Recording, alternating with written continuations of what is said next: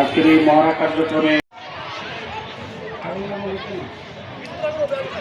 প্রথমে আমাদের ফায়ার বলই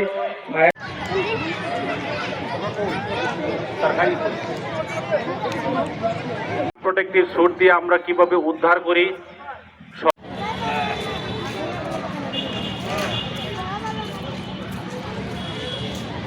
অগ্নিকাণ্ডের ভিতর থেকে উদ্ধার করার জন্য যে হিট প্রোটেক্টিভ স্যুট, যেটা আরেক নাম অ্যাসবেস্টস স্যুট, অগ্নি নিরোধক স্যুট, এই স্যুটের ভিতর থেকে তারা কী করে আগুনের ভিতর থেকে 5 মিনিট আগুনের ভিতরে থেকে ভিকটিমকে উদ্ধার করে নিয়ে আসতে পারে। আর অগ্নিকাণ্ডের ভিতর থেকে রেস্কিউ টিম তাদেরকে রেস্কিউ করে নিয়ে আসবে।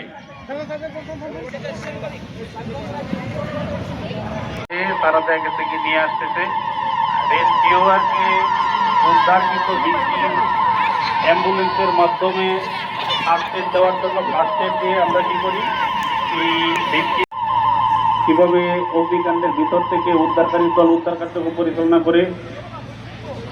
দোতলা বিল্ডিং হতে বা 3তলা বিল্ডিং হতে যখন কোনো বিল্ডিং ভূমিকম্প ভিকটিম আটকা পড়া ভবন থেকে কিভাবে। বাংলাদেশ একটা প্রাকৃতিক দুর্যোগ প্রবণ দেশ। প্রতি বছরই এখানে বিভিন্ন প্রাকৃতিক দুর্যোগের ঘটনা ঘটে, ভূমিকম্প সহ অন্যান্য দুর্ঘটনা যখন বাংলাদেশে সংঘটিত হবে, কর্মকর্তাবৃন্দ